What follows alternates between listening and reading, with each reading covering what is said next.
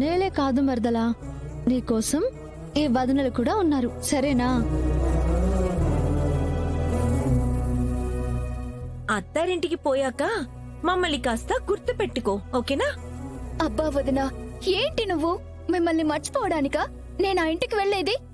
అయినా అలా మర్చిపోవాల్సిన పరిస్థితే వస్తే నాకు ఆ ఇంటితో పనే లేదు. మీకన్నా, ఈ దేవాలయం కన్నా ఈ లోకంలో నాకేది ఎక్కువ కాదు.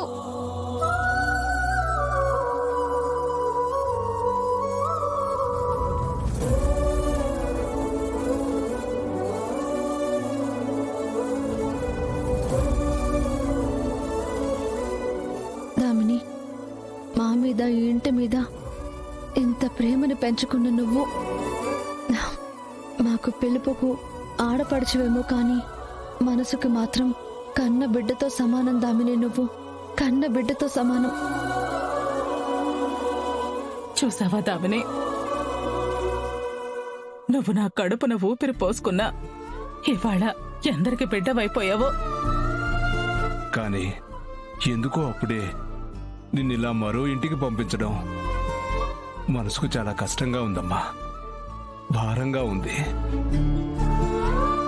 బావగారు, అమ్మాయి పెళ్ళంటే ఏ ఆడపిల్ల కుటుంబానికైనా గుండెకు భారమైన విషయమే. ఎంత ప్రేమగా పెంచుకున్నా మరో ఇంటికి పంపించక తప్పదు. అయితే మాత్రం ఏముంది బావగారు, మన ఇంటి పిల్ల మరో ఇంటికి వెళ్తే తన ఇంటి పేరు మారుతుందేమో గాని దేవుడు వేసిన బంధం ఆ క్షణంతోనే ఆగిపోతుందా? తన కోసం ఈ కుటుంబం ఎప్పుడూ ఉంటుంది.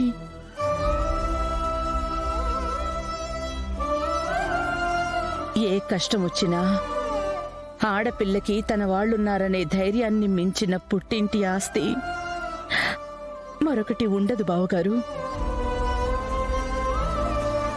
అమ్మ దామిని, నీకోసం మేమున్నాం. మేమంతా నీకు నీడగా తోడుగా ఆ జన్మంతా ఉంటాం.